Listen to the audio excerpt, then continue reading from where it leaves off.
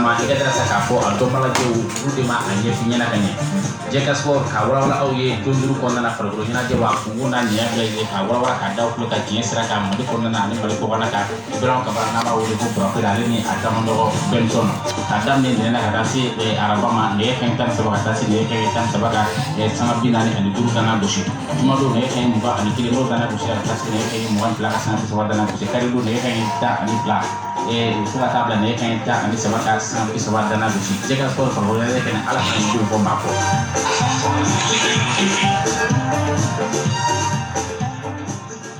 Limanao anisu Sidi enisu Branchu Basil Kuresu kuma enisu Burakele enisu Baliketa enisu No branchu Pafana de o so le jega fola ko sobe tera so le akena skile tiens oro la me do le nouvel en telegram awo me do ko funu na me do me championnat national me do ko funu na ko sobe namboro la me do championnat deuxième division ko funu funu be awo me muso ka final la be tan signé coupe du Mali ko sobe funa ko funu be bura wulana 11 gratter mo ne boire la wa championnat deuxième place là so yazo awo c'est officiel gara deuxième au grade deuxième la solame do championnat national avec na obike donc ko funu ga cha ni le bon ga sabati awo on ta sugo no obike ouais donc Comment se prendre la codo? de 3-0 ay non ali juro bagana ali 100-0 alors qu'on pas fait pour le vrai particulier on fait 4 points de juro non championnat avec la troisième place à vous sera nous gagnons classement ba ati la bleu al jiro avec troisième na ni kana mais nous ça veut dire que fugo do venena que quatrième dit ça veut dire que nous sera pour la général la général général but de tabata la trop ay bon ko pour la le ça de gana ka sikoro suku do fene ke ko ka mati yela mare waaw u gira ka boka to yela ko le ka ayela ma no ngon ya ma ci jire ko ka ci ka 3-0 le gra yela il fana wa so sar fana 3-0 voilà era plus parti ara ka alors va but au dessus de al général ça gagne c'est pas ah bon quand je l'envoie officiellement je l'envoie c'est la troisième méthode parce que ni tura ka fɛn min sumalo ye deni bolomana cɛ 3-0 bɛ 4-0 du mandi koyi kɛmɔndi hali kɔnɔjan banbali bɛ aw minnu na aw da ye diɲɛ don o don sɔgɔma tile fɛ ani wula aw ka bɛɛ ɲɛ kelen ɲini aw n'a lakali ɲɔgɔn ye a sɔgɔ man di ni k'a kɛ dalasi 600 ye n'aw mago b'a la Bamakɔ a bɛ sɔrɔ a la nin jɛ ka fɔ la wala stade 26 mars da la alimentation Mamélon na 78 73 71 98 Côte d'Ivoire 00225 49 04 26 19 WhatsApp kan wala Sohana Manzi kan siro Tiamisi a b'a kunnafoni bɛɛ lajɛlen sɔrɔ El Hadji Cheikh Tihami Aidara dɔnni ko nafa dɔnni ko cɛsiri an karamɔgɔ anw wasara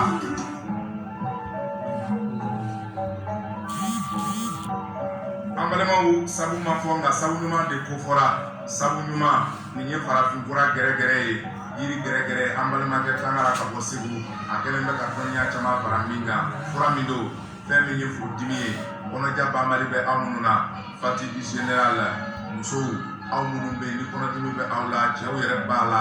a bɛ nin bɛɛ lajɛlen jɔsi ka ban wa koko sumaya a ka jugu nin bɛɛ lajɛlen de ma furudimibaatɔ n'u ko k'i kana fɛn o fɛn don e ka safunuma dɔɔni d'a la o y'a kɛlen jumɛn ye ka ban wa min ye kibaruya duman ye cɛlakaw k'aw to nin safunuma in kan a bɛ kɛ sababu ye kurusikɛla ni k'a jilaja k'aw kɛnɛya k'aw kɛ i b'a fɔ denmisɛnnin san 20 diɲɛ don o don i bɛ kabini kuyɛri ɲɛya kelen ta sɔgɔma ani wula fɛ o y'i kɛnɛyalen ye sabu ɲuman ni maa min mago b'a la camanba den bɛ sɔrɔ arajo jɛkafɔ la n'i sera gardien fɛ yen i b'a sɔrɔ hali cɛ ka fili t'a ban n'o min diya weleli kɛ 75 02 62 43 66 68 92 14 nka aw y'aw hakili to a la sukaro dɔɔni b'a la sabu ɲuman e kɛra sɛfan kelen tɔnɔ caman ye.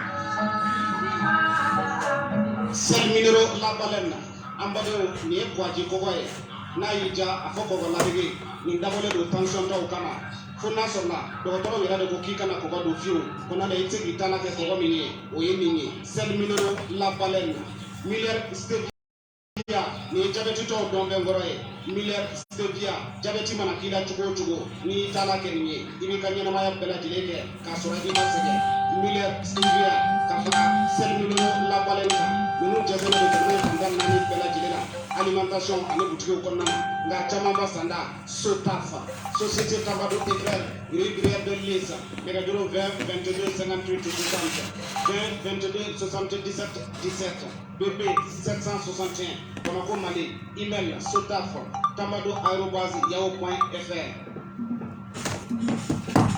Mari est passé pour lui.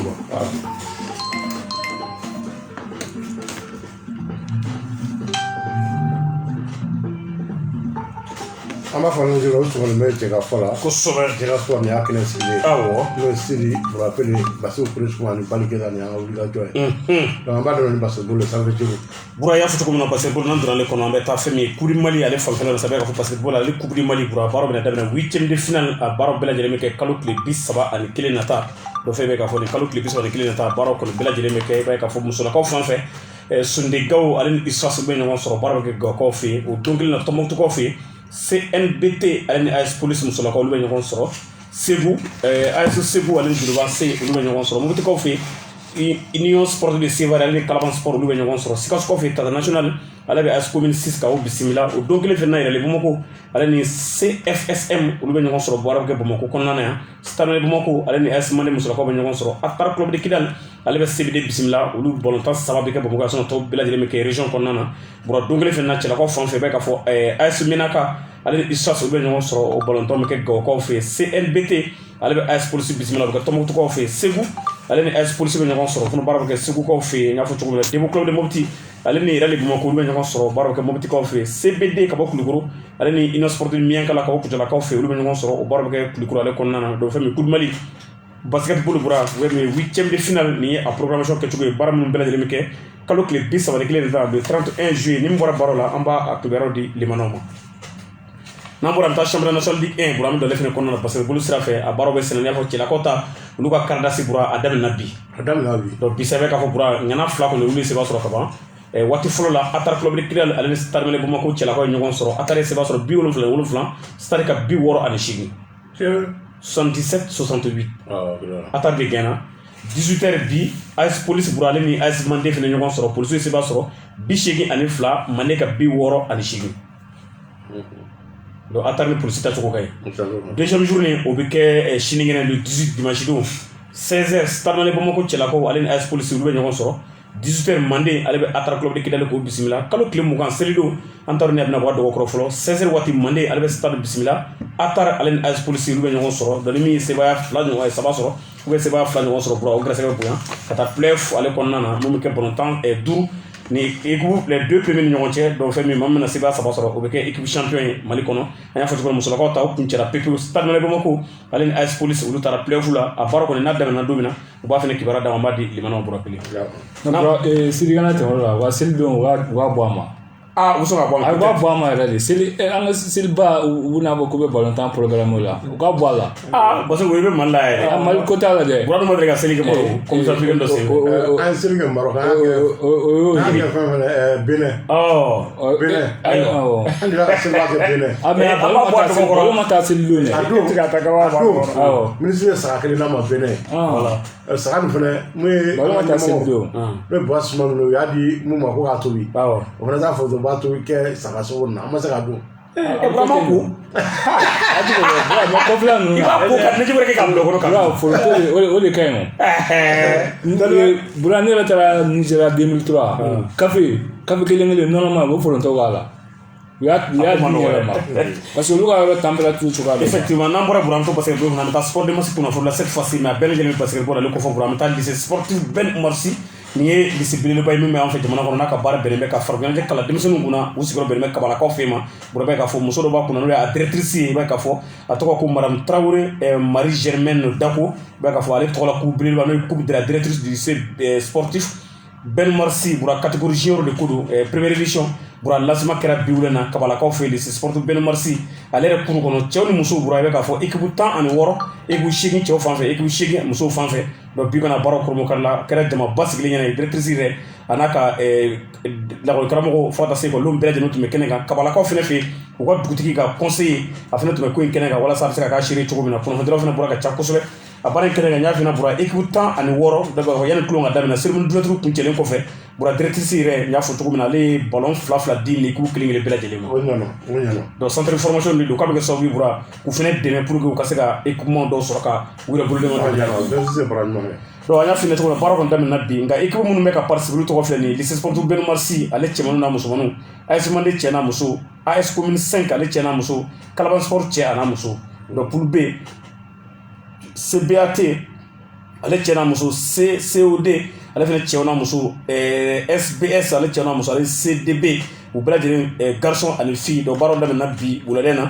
16h waati lycée sportif Beno Marsi cɛlakaw fan fɛ ale ni AS Mande olu de ye kulon dayɛlɛ n'o ye coup d'envoi ye a baaraw bɛ kuncɛ waati min na lycée sportif Beno Marsi ale se b'a sɔrɔ Mande kan o kɛra 51 Mande ka 41 o baaraw kuncɛlen musolaka équipe fila olu fana ɲɔgɔn sɔrɔ lycée sportif Beno Marsi ale ni Mande musolakaw ɲɔgɔn sɔrɔ lycée sportif Beno Marsi musolakaw cette fois-ci u ye se b'a sɔrɔ tuguni Mande kan 35 Mande ka 20 o baaraw kuncɛlen muso équipe fila fana ɲɔgɔn sɔrɔ tuguni n'o ye AS commune 5 ale musolakaw ale ni Kalaban sport olu fana ɲɔgɔn sɔrɔ catégorie junior de ko don an y'a fɔ mɔgɔw ɲɛna cogo min na mais Kalaban sport cette fois-ci ale bɛ se b'a sɔrɔ commune 5 kan o kɛ 30 commune 5 ale ka 23 donc waati na baara dɔ bɛ sen kan n'o ye match dɔ ye ale baara bɛ nin sɛbɛn nin waati na n'a bɔlɔtan kuncɛra cogo min na maa minnu b'a la ka kulu labɛn n'o ye Madi Diallo ale ye nin waati na école karamɔgɔ fana don lycée sportif Beno Marsi la ale bɛ licence ko ɲɛnabɔ fédération mali football bura o bɛ kibaruya ninnu bɛɛ lajɛlen las'a ma donc fɛn min lancement Madi Diallo ne yɛrɛ ma se k'ale dɔn Madi a dun bɛ dɔn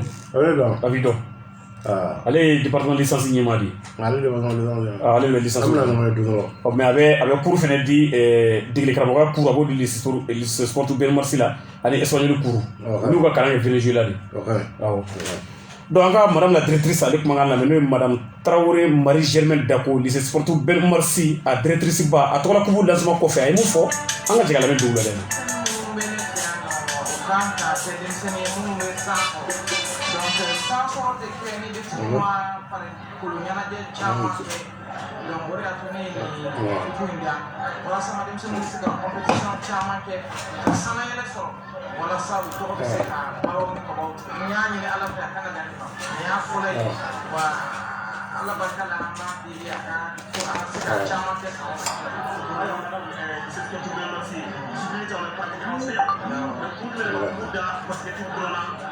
ne bɛ radio la ka bɛɛ émission na mais ni sera so i y'a sɔrɔ i ma da mi wele quoi balontan ta bɛ yen ni basket ta ye a tɔw fana a bɛɛ bɛ kɛ dɔɔnin ji bɛ don kɔ la dɔn baara a daminɛ kɔni y'a lajɛ a bɛɛ ka daminɛ ka ɲɛ donc ne bɛ minnu ye n'o ye Abdulaziz Mayiga n'a ka jama ye ne ma sabu kɔni ne yɛrɛ bisa bɛ satisfait o kan a bɛ ne yɛrɛ ka to an ka ma ko fana sɔnna ka na fara an ka denmisɛnninw kan ɲɛnajɛ kɛ n ka foli bɛ an ka dɛrɛ a b'a bɛɛ lajɛlen fɛn bɛɛ y'i sen don nin na ne ma sa o ti taa kun ne ko n ka foli belebele biri masa mɔ de minnu n'an ka denmisɛnninw bɛ taa ɲɔgɔn na kosɛbɛ an y'olu de ta sinon dɔw bɛ yen nɔ club dɔw olu ka mun ka kɔrɔ ni ninnu ye donc an y'a jateminɛ minnu bɛ taa ɲɔgɔn na donc olu ka ɲɔgɔn dan kɛ alors madame ni ko mɔgɔ ma ɲi na ka kulonkɛ ko a nana kɛlɛ et puis fɔlɔ bɛ participer ka daminɛ bi a bɛ ka fɔ kulonkɛ kun cɛ yɔrɔ sɔrɔ kulonkɛ ladilikan na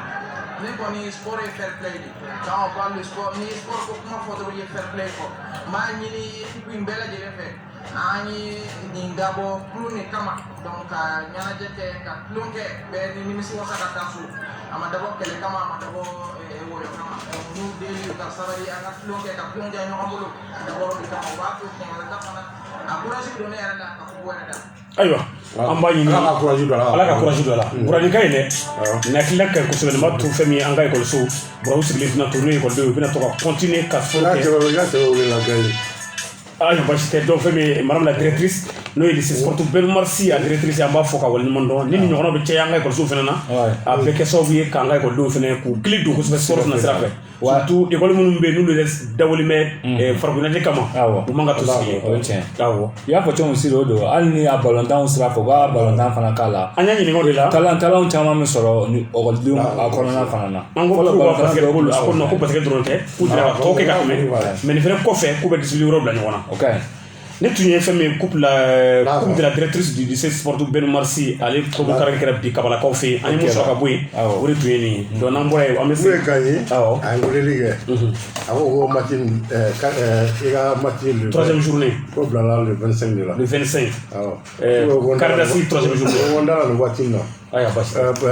mun ye lavage bakaja et o gondala ye misiri kɛrɛfɛ comme ça jogolo jɔ an ka da ye wele dɔgɔ ne minɛ na i bɛ saga sen na ko cɛ saga wɛrɛ tɛ ne bolo an bɛ jaje fo buran n'an bɔra yen an bɛ taa fɛn min ministère de la jeunesse et des sports ale kɔnɔna na i b'a ye k'a fɔ fɛn min an ka jamana stade bɛɛ lajɛlen suspendira kafu fɛ ka sababu kɛ ko u minɛcogo man ɲi ka kɛ ni kafu fɛnɛ ka wulikajɔ kɔrɔ fɛnɛ donc n'a ma ɲɛ ko an ka jamana président suspendira fɛn min stade 26 mars ye ale baara tun bɛ sen na ka se ka rénovation kɛ cogo min na pour que a bɛ se ka bila kafu ka norme kɔnɔ ani FIFA ka norme kɔnɔ walasa an bɛ se ka diɲɛ kunbɛn ntolanci bɔ kɛ an fɛ yan donc i b'a ye k'a fɔ ministre tun ye taama kɛ ka taa a yɔrɔ lajɛ nin ye a kalo fila ye n'o kɛra sunkalo kɔnɔ i b'a ye k'a fɔ bi tuguni bi sɔgɔmada na 8 heures waati ministre yɛrɛ n'o ye Musa Atari ye a n'a ka cabinet maa bɛɛ lajɛlen farala ɲɔgɔn kan ka kunnafonidilaw wele ka caya kosɛbɛ ka taa visite wɛrɛ rendu stade 26 mars ale kɔnɔna na baara minnu bɛ sen na ka baaraw état lajɛ n'a sɔrɔ u bɛɛ la ka taa ɲini avancement baara ou bien ni ko wɛrɛ minnu bɛ yen n'u jɛngɛnen don walasa u ka se ka kuma entreprise fɛ a ka baaraw tile cogo min na visite kɔni sen fɛ i b'a ye k'a fɔ fɛn min Musa Atari a ye yɔrɔ caman lajɛ bi sɔgɔmada na san yɛrɛ surulan an kan ka to yɔrɔ la ye san nana ka wo an dɔ taara an jɔ so kɔnɔ ministre continue na ni ne faso baara ye san nana ka wo a ma ka visite jɔ o de ka ɲi k'a ni ce dɔw b'a ye k'a fɔ baara kɔni avancera kosɛbɛ stade 26 mars kɔnɔna na mɔgɔw tun sigilen don ni fɛn caman ye k'a fɔ k'o ye gɛlɛyaw ye an bɛ don min na ko bi bi in na fɛn caman kɔni ɲɛnabɔra stade 26 mars kɔnɔna na ka sababu kɛ tableau tun tɛ yen u ye tableau kelen monté ka ban o yɛrɛ bɛ baara la tableau filanan u y'o installation kɛ mais o ma monté fɔlɔ donc ɲɛgɛnw fɛnɛ tun tiɲɛna ɲɛgɛnw bɛɛ lajɛlen dilanna stade 26 mars an taara visite kɛ bi ani ministre tun bɛ sɔgɔmɛ na donc yɔrɔ caman kɔni dilanna bɔra tableau fila kan ka dilan mais kelen yɛrɛ o mɛnɛna ka ban o bɛ baara la o bɛ ka na tuguni ka tableau fitinin fila wɛrɛ k'a kɔnɔ pour que mɔgɔw b'u sigilen to ka temps ani score bɛ affiché o fɛnɛ kan donc fɛn min o baara kɔni kɛra ɲɛgɛnw fɛnɛ bɔra u ye ɲɛgɛnw caman ba labɛn plomberie min fɛnɛ tun bɛ yen n'o tun ye gɛlɛyaba ye o fana baaraw bɛ sen na peintureli ale tɔ tora kɔnɔna ye ka nɛgɛw peinture sinon o fana banna ka ban vestiaire bɛɛ lajɛlen kɛra u bɛna chaise sigi 26 mars fan bɛɛ fɛ chaise individuelle chaise ba 60 olu fɛnɛ commandera échange cɛra ka ban mais chaise bɛɛ ma na fɔlɔ k'olu fana bɛna u bɛna chaise sigi a kɔnɔ ka sababu kafu y'o de fɔ donc mɔgɔ tɛ sigi ciment kan bilen a bɛɛ bɛna kɛ chaise de chaise ba 60 bɛna sigi a kɔnɔ ale kɔfɛ bura ascenseur fɛnɛ bɛ yen o tun tiɲɛna u y'o labɛn mais u ye mun k'a la sen na bura a bɛ se ka mɔgɔ 13 ta ascenseur ka yɛlɛ kɛ dɔ bɛ don o kɔnɔ a fɔra mɔgɔ 13 e ɲɔgɔnna mɔgɔ 13 tɛ dɛ peut-être bali ɲɔgɔnna 13 sinon bura ascenseur ni min kɔlɔsi mali ascenseur ni min kɔlɔsi mali ascenseur groupe bɛ groupe i bɛ sa dɛ san furu la k'i bɛ sa i bɛ sa kɔlɔsi mali ascenseur mais a bɛ ka fɔ kurantigɛ tɛ sura mali la yɛrɛ kurantigɛ tɛ sura mali la groupe bɛ yɛlɛ ayi mais ayi bɛ tigɛ dɔrɔn a b'a ta paw ayi groupe ni mali ka match bɛ san u bɛ taa gazole k'a kɔnɔ gazole k'a la ka groupe bila en marche Mali ni Mali ka match bɛ san 26 mars groupe de b'a bila en marche mais c'est très Mali ka match de la ani compétition africaine n'olu bɛ yen groupe bila en marche mais ni championnat ninnu don n'i taara don a kɔnɔ ni mais garanti bɛ na ni de bɛ ɲininkali kɛ n'a sɔrɔ ni garanti bɛ kura génération laban yɛrɛ ascenseur minnu bɛ sisan fɛn na sisan u y'o de k'a kɔnɔ bura kura de don a montera ka ban yɛrɛ a bɛ baara yɛrɛ la u y'o monté bi donc ministre vraiment o k'a nimisi wasara kosɛbɛ bura a ye kuma dɔ de fɔ bi visite in kɔnɔna na min yɛrɛ diyara anw ye kosɛbɛ bura ko ni terrain dilanna k'a ban mais ni ascenseur dɔ ye fɛn dugu na Congo Brazza wa hôtel d'appel la y'a ye ascenseur grillage lama de don awɔ hali ni courant tigɛra fiɲɛko problème t'a la fiɲɛko problème t'a la fiɲɛ bɛ don ne ma se ko o de ka ɲi a grillage lama de don fɛn a datugulen tɛ ko kana n'o ye Mali la yan jamana min n'a courant ko garantilen tɛ o de ka ɲi o bolo ni samiya fana sera o la a caman nɔgɔ dɛ sanji yan san k'i ci ma sɔn fiɲɛ tigɛli la ye fɛn Sénégal hôtel de l'indépendance an taara bassin dɔ la yen Coupe d'Afrique du Sud Algérie bassin pour mun na sa hôtel de l'indépendance a ma ɲi dɛ Sénégal ascenseur yɛrɛ tɔ n'u ye courant de tigɛ la u bɛna ascenseur dayɛlɛ ka b'u da la tuma dɔw y'a sɔrɔ bɛɛ de binnen bɛ dugu ma voilà fiɲɛ tigɛlen n'u ma ascenseur dayɛlɛ a waati la a bɛ sa bɛɛ tun bɛ sa ala ka misi donc Bura n y'a fɔ cogo min ministre kɔnɔ k'a nisɔndiyara kosɛbɛ Bura ye kuma dɔ de fɔ bi sɔgɔmada na Bura min diyara ne yɛrɛ kosɛbɛ moi personnellement Bura ko ni 26 mars dilanna ka ban nin sen na ko bɛ wuli da k'an bila bɛɛ lajɛlen ma minnu ka mobili jɔlen bɛ 26 mars dalala la yen citerne ninnu Bura ko maa o maa bɛ yen ni e ye sitigi ye wari b'i bolo ka citerne san ko wari kan ka sɔrɔ i bolo bɔra ka kɛnɛ dɔ san ka taa citerne gari compte ka mɔgɔ donc k'a bɛna f'u ɲɛna ni terrain dilanna ka ban wele bila bɛɛ ma bɛɛ ka mobili cɛ ka bɔ sinon k'u bɛna déguerpissement daminɛ ka sɔrɔdasiw wele ka yɔrɔ bɛɛ bali ka jɛ ka yɔrɔ dɔ fɛnɛ dilan ka kɛ sport kɛyɔrɔ dɔ fɛnɛ ka di mɔgɔw ma Musa Agata yɛrɛ a ye mun fɔ visite kun cɛlen kɔfɛ bi sɔgɔmada in na a ka nisɔndiyara kosɛbɛ baara ninnu kɔrɔ a ye min fɔ bi a ko bɛɛ ka o seka ka bɔ bɛɛ la ni baara banna sen na mɔgɔ kan ka mobili ta ka bɔ so la hawla donc il a décidé cette fois-ci ayi a ko fɛn fɛn bɛ bura ko vɛsɛmasi bɛ jɔ donni min kama farafinna stade ɲɛnamaw a kun b'olu fɛ mais ko minɛko juguya ani sari entretien bala ni baara suivi kan ka fɛnw na ko de y'a tiɲɛ ko sera ko tɛna kɛ bilen an ka lamɛn min fɔ a bɛ bamanankan na. aw yɛrɛ ɲɛ b'a la an nana stade 26 mars visiter bi an bɔra yan a bɛ kalo kelen kalo fila bɔ sisan an bɔra yan don min na fɛn caman kun tɛ yan mais après la visite vraiment an y'a ye baara caman kɛra an bɛ se ka don fɔ o baara la baara min kɛra aw y'a ye ascenseur kura kɛra dilanna ascenseur de dernière génération mɔgɔ 13 de bɛ se ka dɔn a bɛ bɔ depuis le salon VIP fo tribune yɔrɔ la aw tulo bɛ tableau d'affichage la donc tableau d'affichage kura dernière génération o fana bɛ sigi la chaise bɛ ka sigi chaise 60 000 chaises de bɛ na 60 000 chaises a bɛɛ ye kura ye o de bɛ na sigi ni stade kɔnɔ toilette bɛɛ yɛlɛmana o kɛra kura ye plomberie fana yɛlɛmana a kɛra kura ye donc vraiment n bɛ se k'a fɔ baara caman kɛra baara ma ban mais baara caman kɛra an bɛ continuer ka travaux suivre yanni ka taa kalo kelen cɛ ou bien kalo fila cɛ an bɛ tila ka na visite kɛ tuguni o visite kɔrɔ ça veut pas dire que an dalen tɛ mɔgɔ la mais c'est important k'an yɛrɛ ka na ka yɔrɔ lajɛ ka ɲɔgɔn dɛmɛ mɔgɔ entreprise ani directeur de stade ani ne ka collaborateur wɛrɛw an bɛ ɲɔgɔn tigɛ di ɲɔgɔn ma pour que baara in erreur foyi kana k'a la pour que an kana to fo baara ka ban an ka sɔrɔ k'a fɔ an ɲinɛ fɛn dɔ kɔ fɛn dɔ kan ka an tɛ place di o ma donc vraiment suivi de bɛna kɛ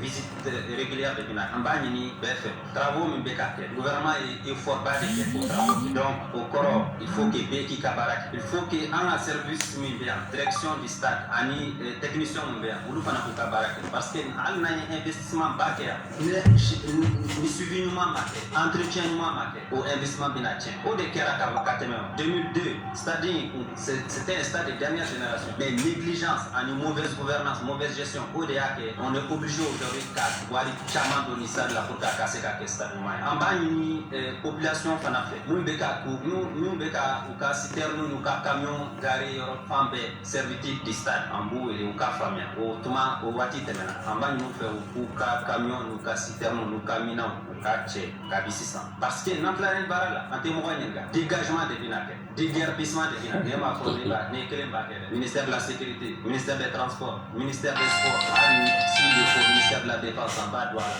pour que vraiment an ka stade ka kɛ stade ɲuman ye an k'an yɛrɛ bonya pour que mɔgɔw ka bonya an tɛ se ka ni baara kɛ ka sɔrɔ ka tila ka o baara saboter à n'importe quoi kɛ fɛn kɛrɛfɛlaw la après ça an bɛ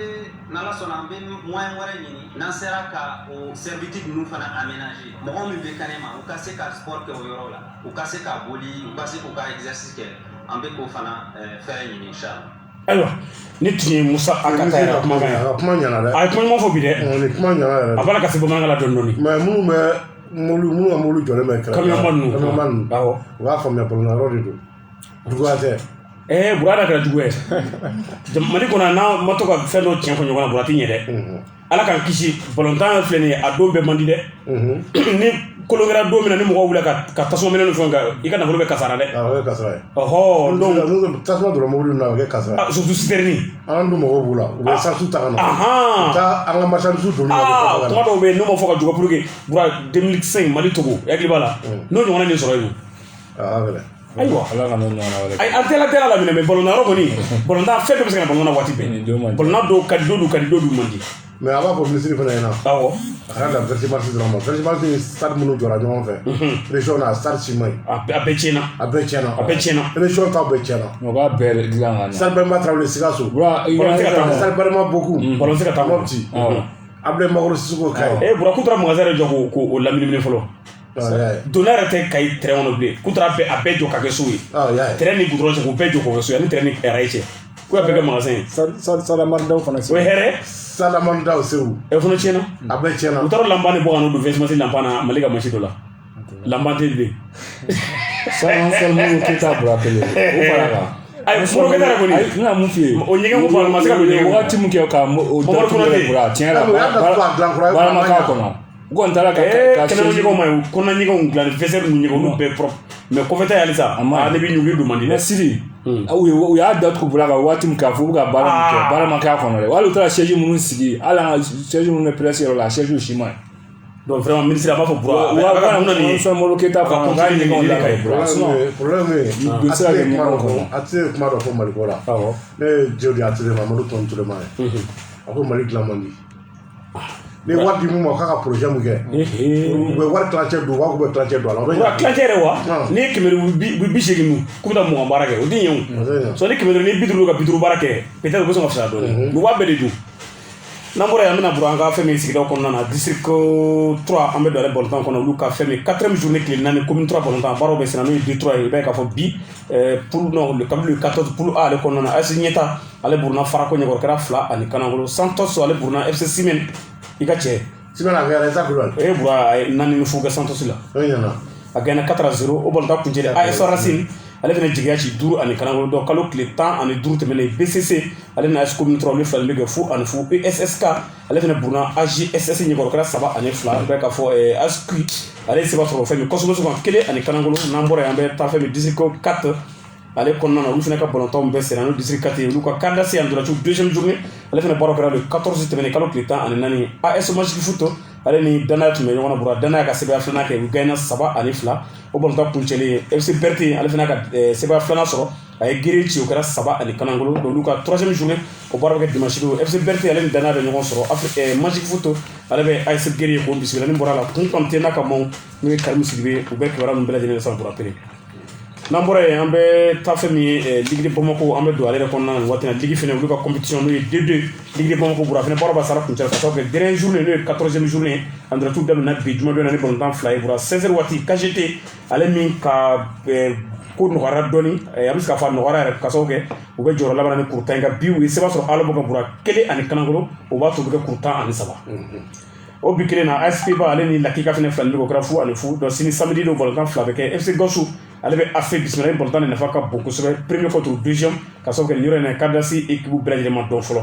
o waati fana 18h Azi ale ni Ala bɛ ɲɔgɔn sɔrɔ donc Ale fana ale bɛ fɛ ka se ka sauver ka sababu kɛ a bɛ jɔyɔrɔ duruna kuru 10 ani 6 o b'ale bolo donc waati kelen na Irali Bamako ka balontan terrain na Africa Foot ale ni ASB olu bɛ ɲɔgɔn sɔrɔ lundi kalo tile 10 ani 9 baara ninnu bɛ kuncɛ Binga ale bɛ CSKA bisimila balontan bɛ kɛ Stade Modibo Keita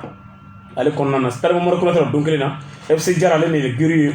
Guitars plutôt FC Jara ale ni Guitars olu bɛ ɲɔgɔn sɔrɔ Stade terrain na don kelen fana Sotebakaw fɛ AS Commune 6 ale ni Massa FC n'o ye Baketa ka denmisɛnninw ye olu bɛ ɲɔgɔn sɔrɔ ni bɔra balontan na an b'a kibaruya di limanaw bɔra n'an bɔra yen football féminin musow ka balontan a Ligue des champions a fana baaraw bɛna daminɛ bon an ka jɔ Bali fɛ yen fɔlɔ Bali ka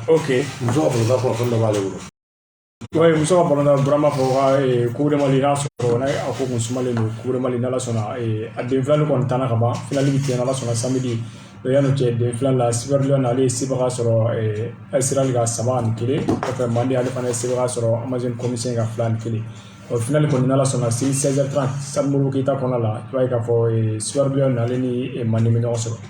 ayiwa ko ka min fara kan ni nigu fila de fana ye ɲɔgɔn sɔrɔ quart d'AC la pour ka se ka kɛ champion Mali tout à fait fédération bura o ye communiqué bɔ ka bibi ko ka min fara ko ka da kunnafonidilaw bɛɛ lajɛlen tulo kan minnu b'a fɛ ka taa terrain na sini finali ba in k'a lajɛ bura ko badges bɛ bila fédération Mali football la k'a daminɛ 11h k'a kuncɛ 13h30 ko bɛɛ ka taa badges ta o bɛ kɛ sababu ye tuguni dimanche don championnat match laban Stade Joliba pour que ka se ka don terrain na fɛnɛ ko nka sini finali ba in bura ko don sara ko tala ko fufu don i bɛ se ka don fu bɛɛ welelen don a ko kɛnɛ 16h30 i bɛ badges fila san n'i sara awɔ i bɛna kelen an bɛ taa Stade Joliba an bɛ t'o lajɛ dimanche problème t'a la n'an bɔra bura Ligue des champions des clubs africains musolakaw fana n'o ye football féminin a première édition ɲinan ta baaraw b'a la ka daminɛ ka sababu kɛ o bɛ la ka fɛn min éliminatoire kɛ zone kɔnɔ n'o ye seleke ye donc zone ouest A o bɛ anw concerné bura baaraw daminɛ kalo tile 24 k'a kuncɛ kalo tile 30 a bɛ kɛ Cap-Verdekaw fɛ yen olu ka capitale kɔnɔ bura bɛ k'a fɔ tile fɔlɔ la sa 16h waati le 24 don Seven Star ka bɔ Cap-Vert ale ni AS Mandé ka o Mali la ɲɔgɔn sɔrɔ donc Cap-Vert champion ale ni Mali champion bɛ ɲɔgɔn sɔrɔ o don kelen na 19h Déterminé Girls ka bɔ Libéria o tɛ les filles déterminées olu ni AS Dakar Sacré-Cœur ka bɔ Sénégal olu bɛ ɲɔgɔn sɔrɔ Cap-Vert, Praia. Donc le 27, Wati Folo est 16h, Asmande est déterminé, Girls, nous sommes sur la côte, Cabo Libéra, Dakar Sacré-Cœur, allez, 7 Star, Cabo Cap-Vert, nous sommes troisième journée pour que Kalou Clip, bis, ça va 16h, 7 Star, allez, déterminé, Girls, Cabo Libéra, nous sommes Asmande, allez, Dakar Sacré-Cœur, bismillah, nous sommes en bas, qui va dire Libanon. Ok, alors ando sport de masulamta coupe muta ka trawle nale Zara TV nyamoro do am sala fo ko no dela nyamoro e ya tola coupe dale kondo wezendu ibay ka fo samedi nala sona 7h30 wakati talam football ni AS Dodo lu no soro 9h wakati ibay ka fo AS et ODD aleni donc on fait ça 10h wakati AGSK aleni CFA lu no soro donc samedi à tout Sénégal pour samedi FC Koubechi aleni Samako D au le numéro sur match là-bas fan match là 17h30 wati CV Foot aleni CFD au le numéro sur monta trawde ay ko fondement de wati pour rappeler am to albio ko na fondement sport de match am sera fo malaga singso ni we tournaye adna ke bana ko pe pour rappeler Silva le saba nala sonama ne rebi kene ka pour rappeler bana ba na fasola nala sonama malaga singso a présent régulier maglet tigana et ani almami trawle ali ko kuna pour la sela nala sonama mashido anu na non solo de la foko na na d'accord donc on peut ko sobe on do mo le nouvel entraîneur on doit le nouvel entraîneur voilà pour Euro 2020 allez bana nous italien gara tout bit la anglophone okera nous tira fara ya na lutu tumanke ko sobe ala fara favori ko équipe mtechi tiens mais na gila la ke match ni la bulu donc vraiment nyama mbulu ko sobe on mais mais Ghana ni prophète ni aka église ko na la ko sobe ko badu kobi prophète do ato badu kobi elle da ka bizi na mo la jo ko sobe ka funa kal ni ala bora ka kuma sisa tiens ko ala ko ko anglo de kubuza burani shi dana de kuma ale shi dana de kuma ala tasiu wala ale na ble musali wala na ko ba ya wala dro ko do yafo aga jawo do burani shi dana de yedi fo ni ko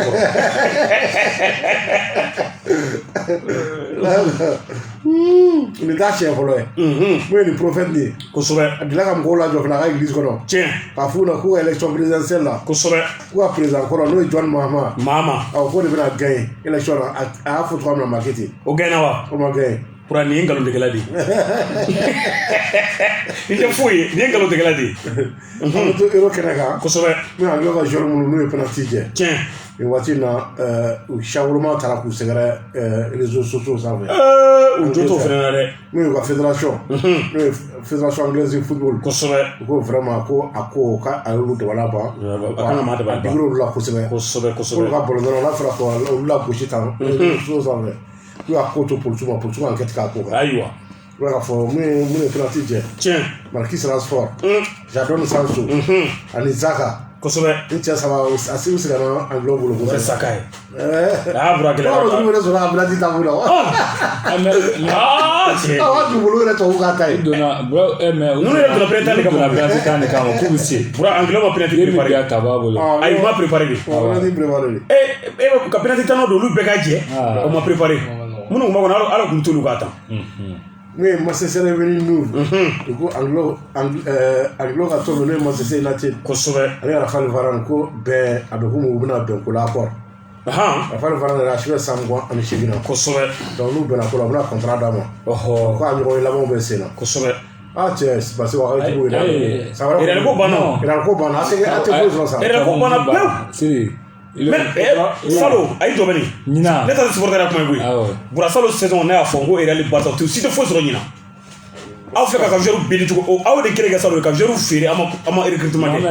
ɲinɛ aw ka équipe joueur ba bɛ ka taa surtout défense au niveau de la défense a défense ko ay sigi légende yɛrɛ sera toujours légende tabarikala a sago tigɛ u mana mun dɔw ka ɲinɛ na ye o e mana mun dɔw ka yira to bani a yɛrɛ b'a la o mun ye Lyon ye ay vraiment international mais là chez Lyon kosɛbɛ a sɔrɔ Marcel Cornet awɔ a su san mugan ani naani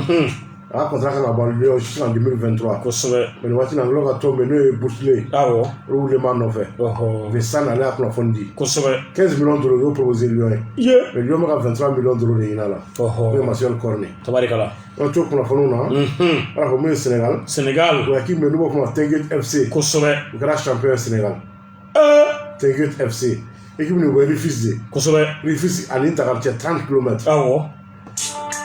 bura sɛbɛn fu ye dɛ taxitigi taara ni nin dugu la de fɛn 1000 taxi la a joli la e b'a komi bɛ wala e b'a fana kɛ komi i bɛ kan mɛn o ka sɔrɔ i tɛ kan mɛn i y'a tiɲɛ ne y'a tiɲɛ ne y'ale kunkolo bɔ ne ko bi ɲɛ t'a la maa min gosi i kun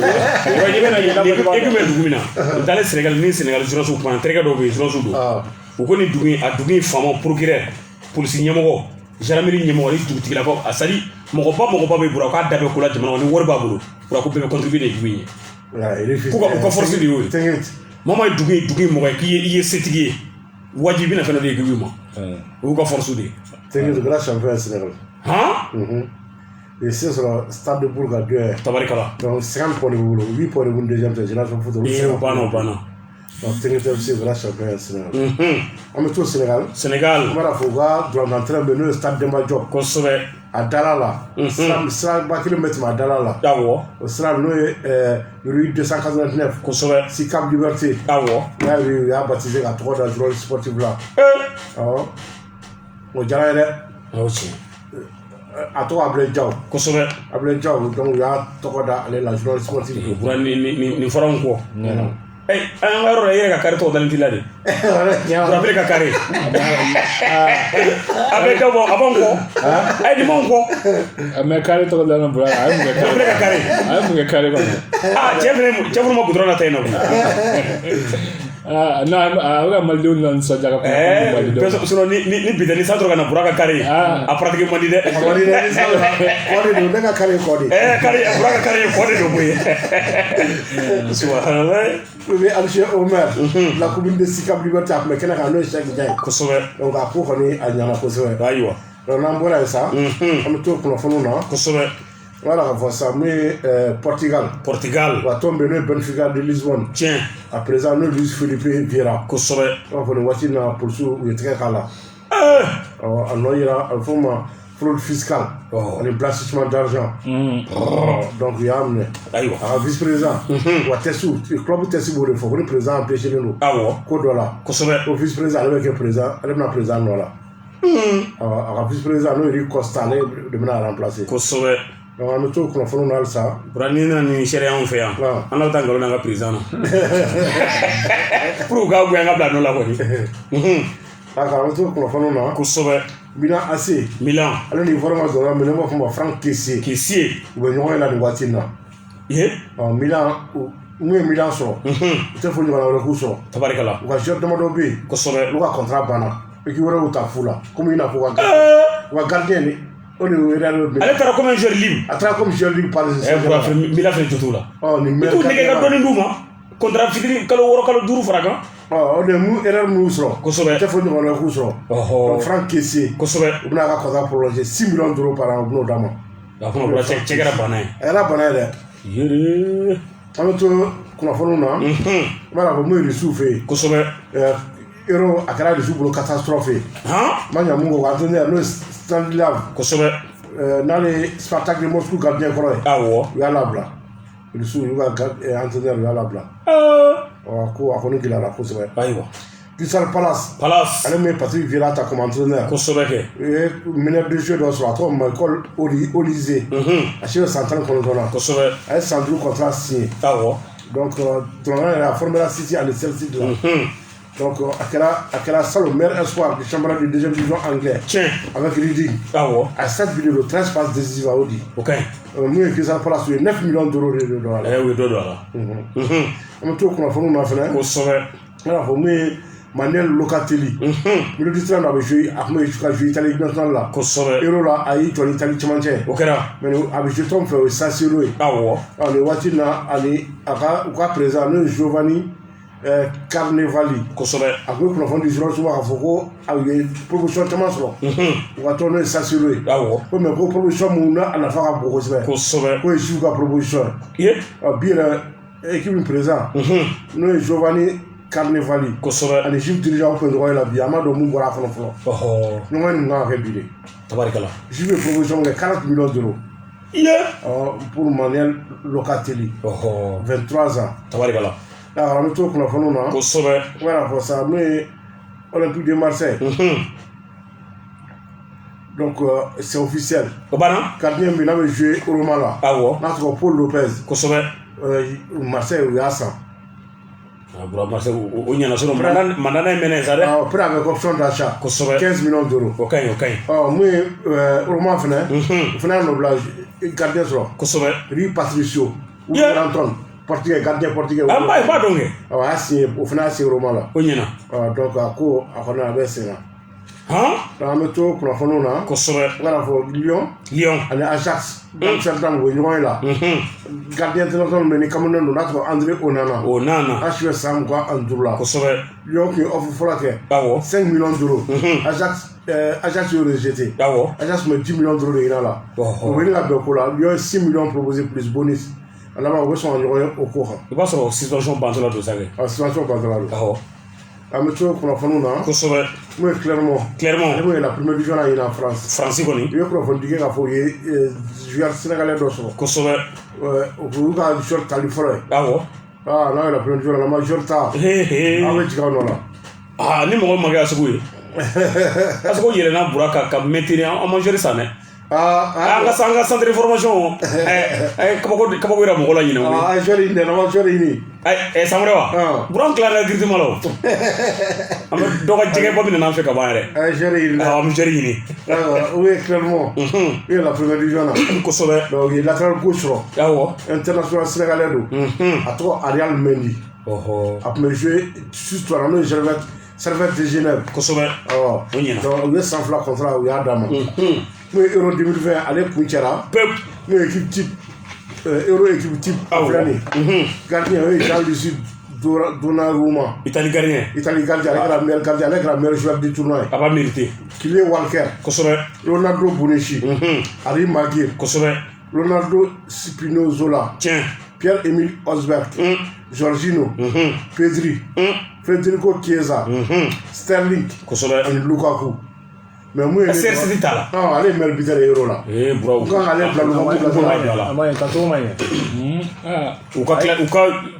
ou mais ala ke fana bɔra jɔna kɛ non bon i mana o tala dɛ ni mɔgɔ tɛ min a ka bi ɲɔgɔn don ale meilleur buteur de o mun bɔra du huitième de finale la non il reste toujours le meilleur buteur a kan ka don a la dɛ Cristiano Ronaldo de waati na a y'o tɛrɛ da New York e yɛrɛ m'a fɔ a de wari b'i kun ni m'a labara ni wari bila sɔngɔ don de bɛ taa dɔ purusɛ la i b'a ta ka ban don dɔ la i bɛ taa sɔrɔ a banna siga t'a la anw bɛ kɛ ka to ekɔli la hali ni ye so fa wari la don dɔ la i bɛ taa sɔrɔ a banna n'u bɛ burusu d'a ma n'u bɛ burusu de an bɛna valise da k'a sɔrɔ fo fini bɛ duguma to k'an dɛgɛ 2000 ta ka t'o falen k'an dɛgɛ 1000 ta wura dɔ la i bɛna fini bɛɛ bɔ ka valise yugu i tɛ foyi sɔrɔ a kɔnɔ i bɛ nkalon na dɔ la o wari tɛ sɔn o ma dɛ Cristiano Ronaldo a y'o tɛrɛ da New York tabarikala o ɲɛna a chambre a da ka nɔgɔn 45 € par nuit wa tan kelen o y'a la nɔgɔman de ye fukɔrɔden ye a la nɔgɔman de y'o ye an bɛ taa don gɛlɛman gɛlɛman 18 an tɛ taa don gɛlɛman kɔnɔ an bɛ nɔgɔman de ɲini ka taa don kɔnɔ VIP ye o sous présidentiel président ni ministre sous présidentiel de an taara waati min na an hakili sɔrɔ a la minnu n'olu bɛ taa New York minnu bɛ tali la minnu bɛ aéroport la n'olu bɛ ka taa New York n'u sera u yɔrɔ min Times Square. Tiens. Square. Awɔ. O yɔrɔ la création dɔ a ka hôtel bɛ yen de. U ka taa si. Ka taa si, ka taa su kelen si a kɔnɔ. Wa hôtel in kɔnɔ c'est à dire ɲɛnajɛkɛyɔrɔ conférence kɛyɔrɔ a bɛɛ de b'a kɔnɔ. N'a yɛrɛ ka minnu bɔra yen don min na an bɛ taa si. Ala y'a kɛ an yɛrɛ sera New York. Ahan. An fana bɛ taa su kelen si. An bɛ taa su kelen si bɔ. An n'an ye su fila olu su saba sɔrɔ a kɔnɔ a ka d'an ye. A ka to ka cadeau kɛ dɛ. Balontan a fɛlima. A ka to ka cadeau kɛ. N'o ye Erling Haaland. N'ale ye attaquant a bɛ jouer Dortmund. Kosɛbɛ. Waati na Chelsea wele b'a nɔfɛ. Chelsea u bɛ sɛbɛ la kosɛbɛ nin ko la. 175 millions d'euros y'o proposé Dortmund ye. Mais pour le moment Dortmund tɛ ka kuma fɔlɔ. Bura denmisɛnw mana an ka sɛbɛn an tɛ kulonkɛ la o. An ka taa yen. Waati bɛɛ an bɛ k'a ta. Mun ka d'a yɛrɛ ni ye a ka taa yen. Ayi wari de ka d'a ni ye o. Ayiwa. A ka taa légende fɛ yen. D'accord an bɛ to kunnafoni na halisa. Mun ye Bayern Munich. Kosɛbɛ. Mun ye u ka tɔn bɛ fɛn Monaco. Awɔ. France tɔn bɛ Monaco. O fana bɛ k'u yɛrɛ renforcer san wɛrɛ. Tabarikala. Donc u ye gardien dɔ sɔrɔ ka bɔ Bayern Munich la prêt la. A tɔgɔ Nouvelle. Awɔ. U y'o prêté Bayern Munich fɛ pour 2 ans. Kosɛbɛ. U ye Allemand filanan sɔrɔ. Ye. Awɔ ailier don. Ailier gauche a tɔgɔ Ismail Jacob. Kosɛbɛ. A si ye san 21. Awɔ. A bɛ jouer Allemagne tɔn fɛ FC Cologne. U y'a san 6 millions d'euros y'o don a la. O ɲɛna. Mun ye Monaco ye. Kosɛbɛ. Donc mun ye nin fɛnɛ ko banna c'est officiel. Pewu. Mun ye Rodrigo de Paul. N'a si bɛ san 27 la. Awɔ. A y'a signé Atletico Madrid la. Milieu du terrain a bɛ jouer Udinese. Kosɛbɛ. Italie. A ye san 5 contrat signé. O ka ɲi. Mais Atletico Madrid u ye 35 millions d'euros de don a la. U ye wari don a la dɛ. U ye wari don a la. Rodrigo de Paul. Awɔ. Cɛ ka pub k'a ka feerefɛnw lakodɔn. Nɛgɛ kanɲɛ 20 place la Bamako. Kako jiginɛw ka bonyamasegin bɛ aw ye. Nin ye dɔnkili cadeau ye aw ka disquaire Chiclette ta. Dɔnkili plateforme min dabɔra farafinna dɔnkili dɔrɔn kama. A dilannen don aw n'i ka dɔnkili nakɔ nisɔndiya dɔrɔn de kama. Ka bouton kelen digi dɔrɔn k'aw ka jamana ni farafinna jamana tɔw bɛɛ fitinɛ yelen sɔrɔ k'a lamɛn. Disquaire bɛ sɔrɔ jamana 10 de kɔnɔ bi. A ye disquaire application télécharger Play Store ni App Store kan. Aw fɛnɛ sen ka don dédicace code ɲumanw na. Kɛrɛnkɛrɛnnenya la Canal Plus abonné fo ka taa se juillet kalo tile 31 ma. Aw mana aw ye abonné Canal Plus bouclé la. Aw bɛ garijɛgɛ kalo 1 musique abonnement na disquaire kan. Farafinna tɔgɔ la dɔnkili lamɛn application. C'est le son d'une aventure qui démarre. Un réservoir plein chez Shell. Nous sommes tous motivés pour cette aventure. Minnu bɛ yan olu de ka sɛbɛn boisson na kelen bɛ daminɛ tuma bɛɛ sɔrɔ sɛbɛn n'a y'o ta se bɛrɛ mun ma a b'o sɔrɔ an bɛ kelen daminɛ si bɛ mun ta o ta parce que mɔgɔ bɛ mun ta o ta. Chez Shell, nous sommes convaincus que chaque journée doit être une aventure. Chaque aventure commence par la bonne. K'a ta ta parce que n'a bɛ bila ka taa ta. Parce que Obtenez la quantité pour laquelle vous payez. Dɔw taga di ne ma min filɛ aventurier ananas ananas nɔ.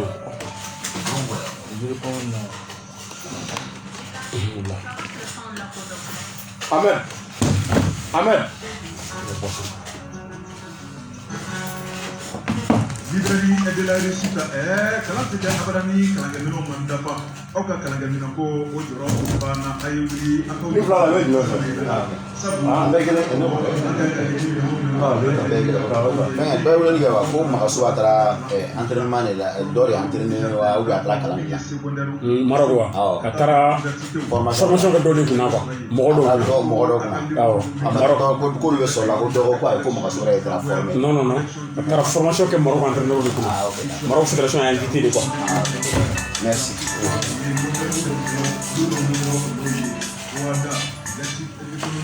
Allô? Ouais. Ouais, ça va, ça me regarde parce que 13h waati ka ɲi ou bien kami bolo waati jumɛn? 13h waati ka ɲi.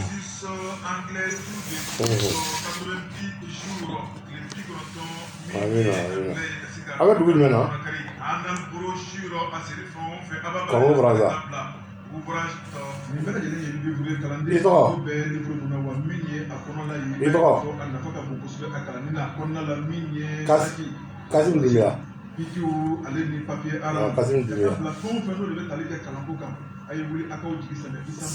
Kawa sere awo. D'accord, d'accord.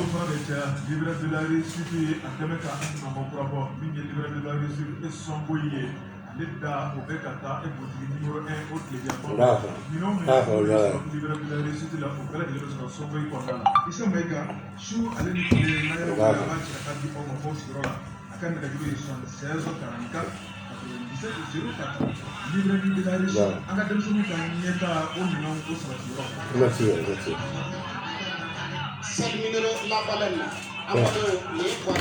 Gane ma da sutron ne. Sutron ne.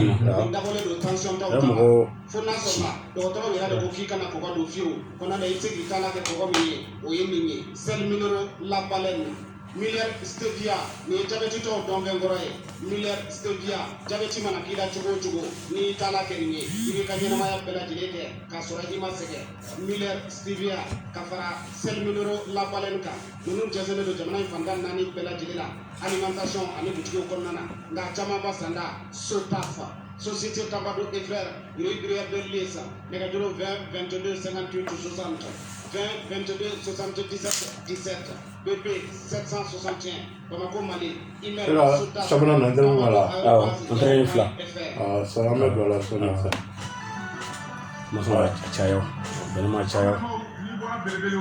Ati sabati i yɛrɛ ka kobaw lama El Hadji Cheikh Tihami Haidara ka bɔ Ɲaro karamɔgɔ la belebele a kelen bɛ ka kabako lama ka na ni fura dakabana ye an ko min ma Siro Diamisi n'a y'i ja a fɔ kabako fura yiri ani dɔnni k'a fara ɲɔgɔn kan k'a kɛ fura dakabana ye ka limanaw kɛnɛya n'a ye san tan ni kɔ bana gɛlɛn dɔnbali fasalidimi ka se a fara minnu fɛ ni bere bɛ aw bolo tension diabète hali AVC y'i minɛ furudimi juguma kɔnɔna joli minnu bɛ yen yɛrɛ dimi la fura in e k'a dɔɔnin da i bɛ kɛ i n'a fili bolo aw minnu bɛ yen n'aw sagotaw yɛrɛ la siyɔrɔ la musolakaw ka bana gɛlɛn kɔnɔna joliw ka taa fara ɛrɛgi duuru kan bana sidɔnbali dabaliw ko o ko n'a ye mana bɔ a fana la e k'i bolo fɛnɛ kabako fura in na n'o ye El Hadji Cheikh Tihami Haidara bolo nɔ ye o dɔrɔn tɛ minnu bɛ yen mɔgɔw bɛ se ka sun n'i tora a kan fɛn min ye balo ye i b'o bɛɛ lajɛlen sun kunkolodimi disidimi kaba ka taa fara ɲɛko kan hali kɔnɔja banbali bɛ aw minnu na aw da ye diɲɛ don o don sɔgɔma tile fɛ ani wula aw ka bɛɛ i diɲɛ kelen min aw n'a lakali ɲɔgɔn ye a sɔngɔ man di ni k'a kɛ dalasi 600 ye aw mago b'a la Bamako a bɛ sɔrɔ a la nin bɛɛ ka fɔ la wala stade 26 mars da la alimentation Mamelon na 78 73 71 98 Côte d'Ivoire 00225 49 04 26 19 WhatsApp kan wala Sohana Maji kan Siro Diamisi a b'a kunnafoni bɛɛ lajɛlen sɔrɔ El Hadji Cheikh Tihami Haidara dɔnni ko nafa dɔnni ko cɛsiri an karamɔgɔ anw wasara wali baraji haba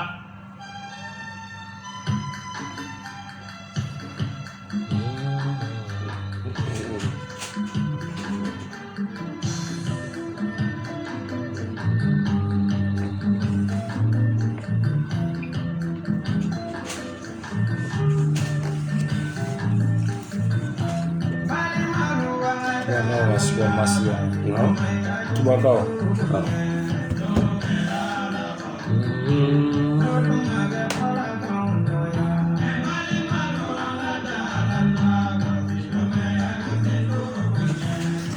An tɛ sɛgɛn tɛ n'a ka masala nin fo ka barikada abada masa jatiba o don dɛ n'a yɛrɛ kun caman an b'a barikada kosɛbɛ n'a gɛlɛya yɛrɛ kun caman an b'a barikada o bɛ kɛ tɛ na yi fɛnw ne dun ka fa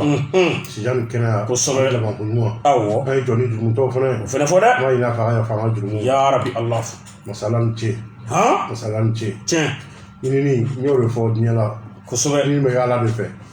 yafataw yarasa seli sera bura seli yafataw yarasa yafataw ne ko bi ni mɔgɔ bɛ y'a rudi n tɛ sunɔgɔ bi dɛ ni mɔgɔ min sera ka ba kelen rudi i ka seli saga sɔngɔ kan ko n bɛ bɔ radio la sisan ni n sera so n bɛ seliji ta ka jago 2 seli Burankuru de fo sini fayri ba ka kɛ dɛ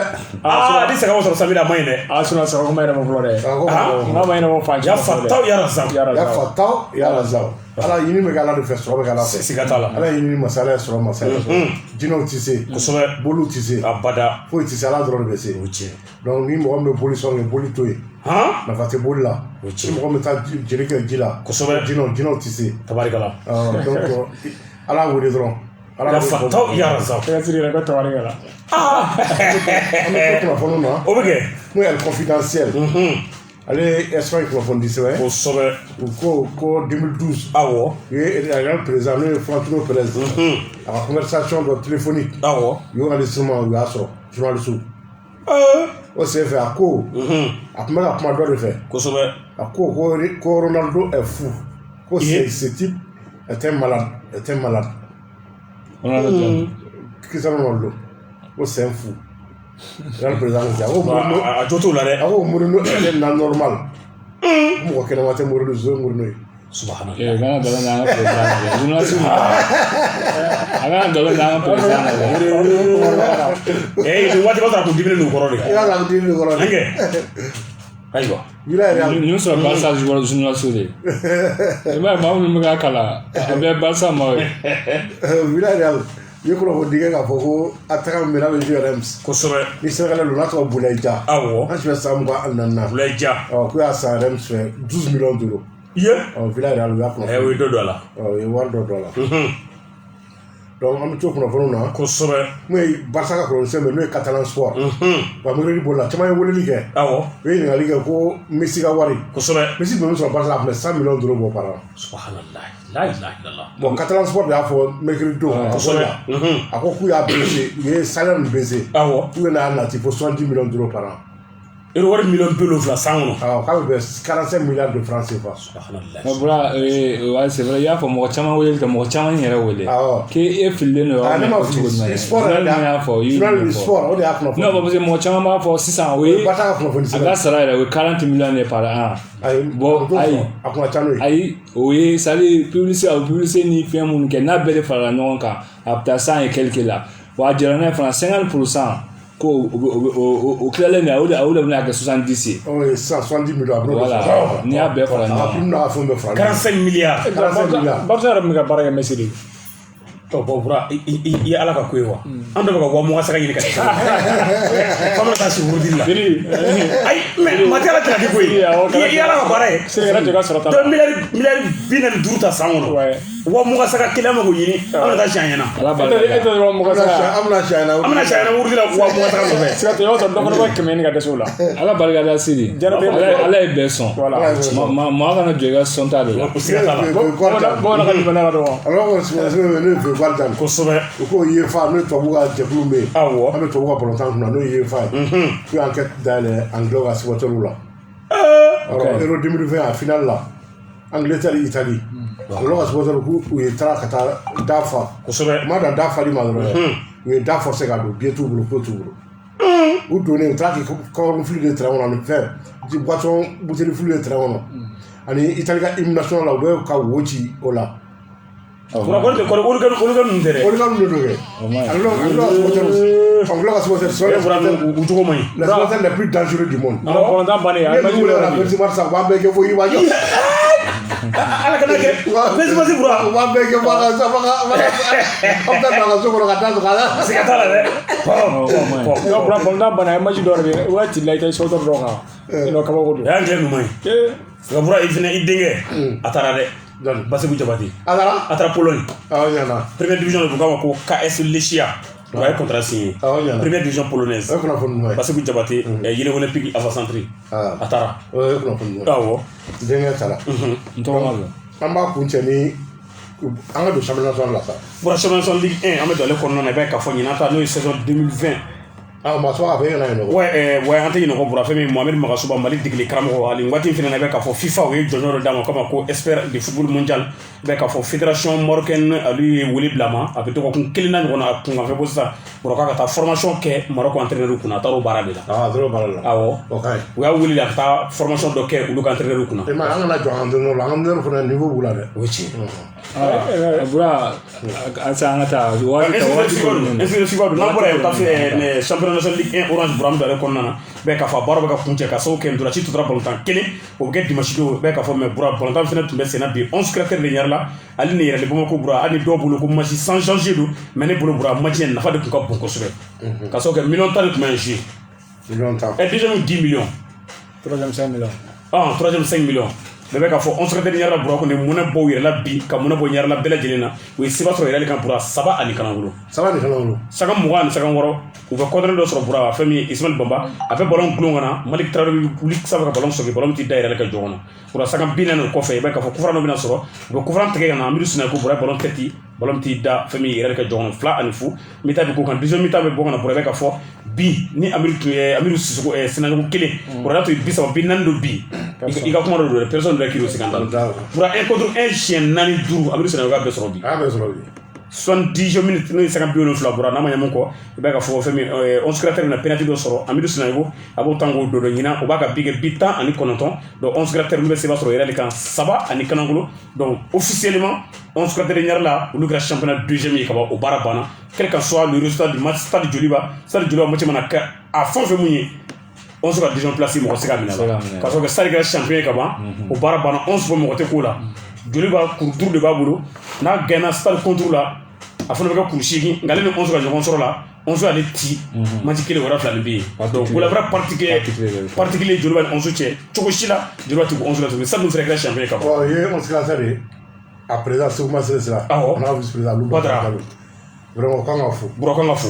Segu Masire Sira n'i y'a da la ko Joan Laporta siga t'a la baarakɛla de don Bura c'est ça un bon dirigeant 4 finalistes u y'o de kɛ Coupe du Mali la u ye 2 ta naani u y'o de ta u ye 2 ta subhanallah 2 fois vice champion du Mali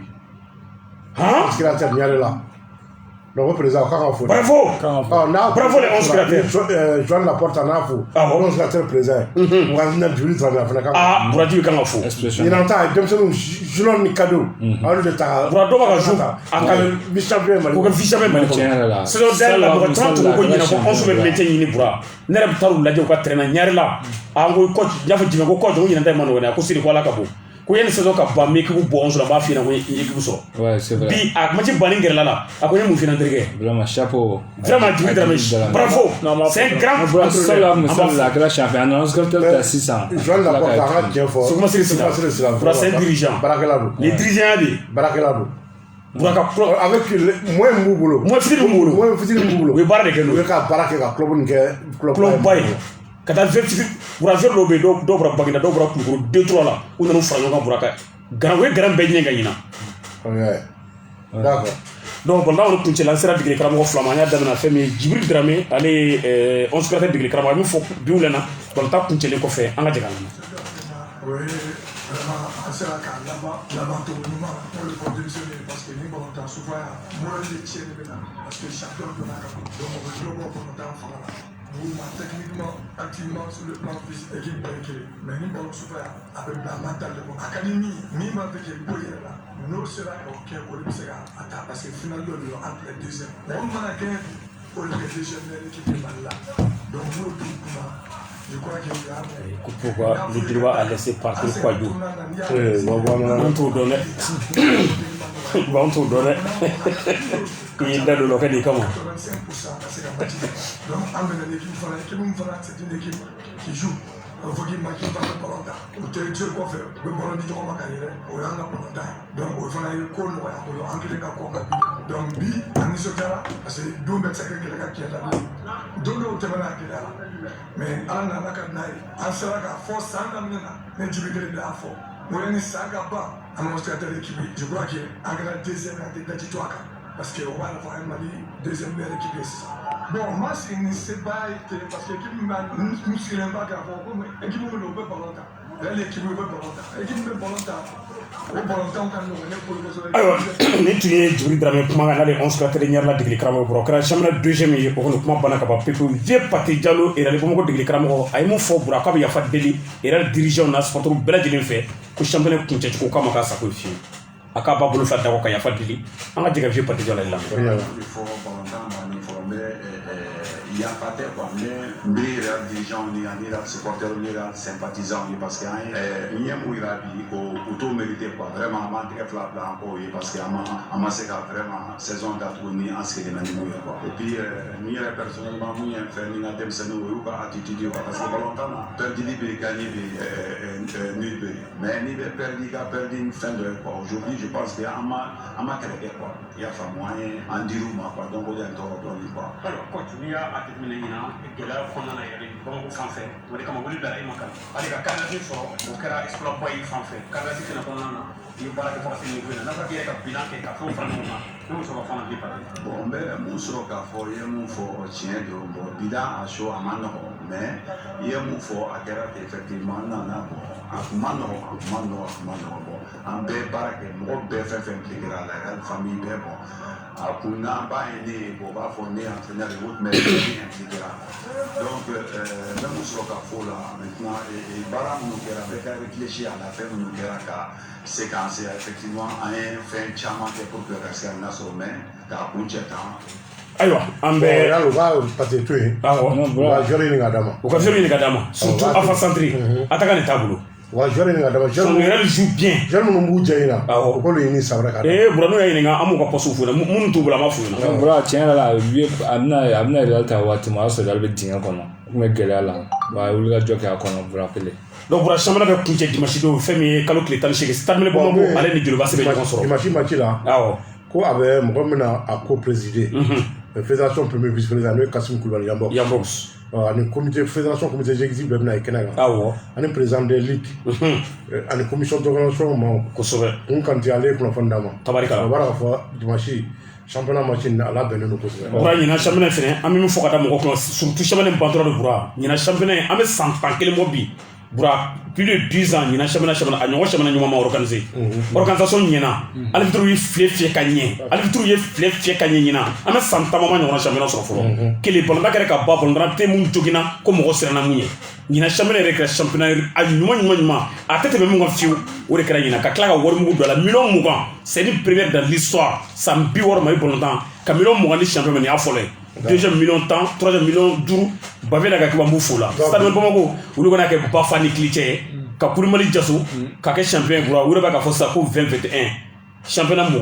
Kulibali 21 ko bɛnna 2021 ma 2021 Sadisu ko olu tɔgɔ kura de ye sisan mais Dajou bɛ gagné bɔra la ça va ka représenter Ligue des Champions la kosɛbɛ u ka joueur ta ka di n'u dannen ma u y'o baara daminɛ ka ban voilà u ka joueur u fana ka yan joueur ɲumanw ta fo ka taa kɔfɛ joueur ninnu ta dɛ Cheikh Diallo ni joueur dɔ ye réunion daminɛ ka ban bɔra dɔ kala sinon a fɔra kɔfɛ joueur ninnu ta a b'a ka mɔgɔw consulter a kɔfɛ joueur ɲuman Mali club tɛ se a kɔrɔ a wari t'an bolo Mali kɔfɛ entraîneur ɲuman Mali entraîneur club tɛ se a kɔrɔ o wari t'an bolo donc u kana taa entraîneur ta kɔ kan u kana taa joueur ta kɔ kan dɔ bɛ ka misali ci ka ɲininka ko mun na ko Joliba ye Kwade Georges to yen ka taa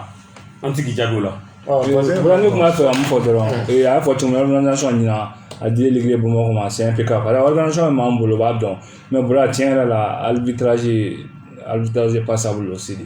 an ka tiɲɛ fɔ arbitrage ma kɛ a top yɛrɛ championnat la parce que arbitre ma défaut kɛ championnat non arbitre ma kɛ top an na to kuma dɔ fɛ parce que bura ka to o sanbalɛ kelen kɔnɔ la ça c'est très bas Ousmane Fofana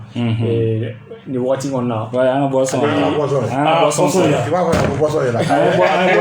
a kulo wana ni wagati Daniel Lantoumé a fana ye boisson yira a yira an ka foli bɛ Natu an b'a fo tiɲɛ nu sanga ale bɛ Makankaw fɛ a ko k'a bɛ kado di an m'o ye dɛ ale fana an m'o ye fɔlɔ donc an bɛ yanni an ka don communiqué la kosɛbɛ an bɛ de Flantido Perez Malien Segu Jogo Kɛtɛ an bɛ se ka président an b'a fo kuma na le studio personnel du film Ablaye Konate an ka foli b'a ye Kɔnɔ Magaji Bernard Tapie an b'a fo kosɛbɛ Mamadou Touré Bavier Noël de Graye an ka foli b'a ye an b'a fo fédération premier vice président Kassim Kulibali an b'a fo conseiller président Sala Babi Kun Kante Ligue de Bamako commission d'organisation an b'a fo district 4 au président an ka foli bɛ Kun Kante Issa Sylvain monsieur le maire Ligue de Bamako président an b'a fo kosɛbɛ Moussa Sylvain Jakite Papa Nicolas an b'a fo an bɛ Mambe Kokos la trésorerie an ka foli b'a ye Samuel Omar Daf Yasu Magasuba Amadou Dadje Traoré Fakuru Sila Ousmane Bawo Kɛlɛ Bougar Sebe Kolon. Roman Abramovic. Ah, tu pourras, à Canasser que Dubaï. Ils sont voilà. Ils sont tactés Maraka. À samedi à Moufo. Tu vas le mettre Bassam Silla. Donc, nous avons tacté Loua Silla Nicolas Diallo. Quand le président Lassana Kouma. Le président Sédousso. C'est le Moussa Salé Tissé. Salé Tissé, vraiment Diallo Loa. Ils sont comme le moment que mon colonel a fait. Quand on a président, chacun de mes membres. Le livre est en face, la douleur la président. Mon bagnon faut dire que Madame Diallo, nous m'a camarade. Ça, nous n'avons pas fait fou. Ani, c'est moi qui ai Madame Kouni, il doit mourir à ma foi. Ni on se revoit mal sans le boulot. Il s'appelle Simon. FC Simon président dans la folie. C'est moi, c'est la journée la porta. Parce que la terre président va fou. On a visité dans la loupe de la Diallo. Bien président, je pense que c'est. Et quand on demande président facile. Comité olympique président a vu sur un bafou. On a le moment pour le ballon. Pour le bout là-bas, pour voir pour le rang sur l'air. Pas de connaître, pas de vous connaître, vous de Mamisa le Mamno. Aïe, Nassim Jan, Nassim Kai. Vraiment Nassim Kai. Tabarikala. From Gonga folie bien, vraiment Nassim. Okay. Abang kita ni kena masih kena ambil dulu. Sama saya berasa kau mana kalau ya. Tak hari ni dia ada nasi doi. Ini semua di nasi doi. Kalau kita nasi jaga lah. Baru kau nanti baru bukan nanti buat macam mana. Bijak masalah kau kan. Anga foli wae. Mbafu. Kusen siwe ale misiwe la plan misabu ko nala. Awo. Ba modi sila. Ma bu al mami mbafu. Ama ina su jakte ba su so to ba sei ko nala misiwe. 700 logements mais c'est la boîte pour le yangal mamie 700 logements non la boîte pour le truc ça faut ça ani fitri chama c'est la professeur 700 logements mamie la boîte pour le on a folie ouais donc mais boso musu la mais Souleymane Jarafo allez mo faire là la mais be fo do stati do fana yebi Aisha Sangaja awo ato Omar Jarabe bon ni jana bugula Blanc blanc.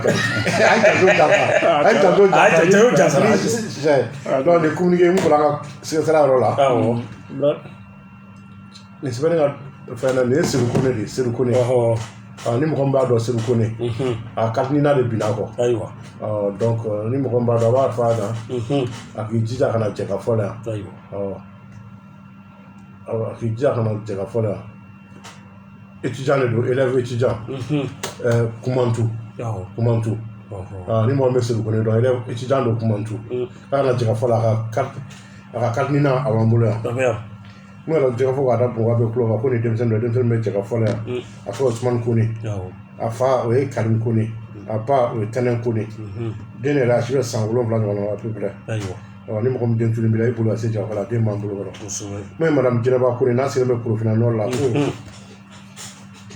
il a Madame Silla fait quand il dit qu'à contacter de toute urgence Madame Djenaba Kone pour voyager là ni Madame Silla elle en provenance de Côte d'Ivoire pour la Côte d'Ivoire de en fait Madame Silla pour accompagner nous dem sene fly nous ani kaza tout cela pour loger même misabu donc ni mo madame do ada flora akijija ka woleli ke numéro la 75 52 92 71 75 52 92 71 pour xana jaga fola ni dem sen do fene mun to Moussa Diarra no ko man levier asira sanana aywa atuna bi akara hippodrome na akara 19h wati atara ka bu monsana boutique la ka bo kala makno fonu sura donc ni ala ka juman fo deni awole 92 92 0108 83 84 31 60 Boga Traoré na signé France o ada bonga be clova ko Soumela Diakité dem sen do asile sandula ko de tourna la tourna kunu la fait vers 15h de la roji Kumantoula après Fatma Traoré wa nyala ka juma fini mo me deni ara jara sana jara fola awle 75 72 74 42 ou 53 41 85 55 D'accord, donc les membres de l'association sociale de la commune de Ouan, pour le nouveau assemblée générale, la dimanche 18 juillet, ordre du jour 30 du jour comporte les points, ordre du jour comporte les points sur le bilan, fille de leurs amis et collègues Abdel Traoré Cobra, inspecteur de police à la retraite à Brony Flamou. Enterrement samedi le 17 juillet o tɛ sini 2021 la famille de feu Sama Diallo a Bɔgɔni Filabu an bɛ dugawu Ala ka dayɔrɔ suma donc bi ta an b'a bila yan bura yɛrɛ wuli ni wagati na Bintu Siraba ko profana b'a la ka lamɛn an b'a fɔ ni wagati na ale ni Kadija Tundaw ani Kalisu Jara ko ɲuman lamɛn sɔrɔ ka communiqué dɔ ko fɔ rappel an ka foli bɛ an filɛbagaw bɛɛ lajɛlen n'u sangara weleli kɛ Arabu Saoudite fɛ bura ko sini ko janjo ka gansan k'a bɛ sɔrɔ d'accord donc bi ta banna ma Ahmed baara ɲɛna nɛgɛ u bɔgɔti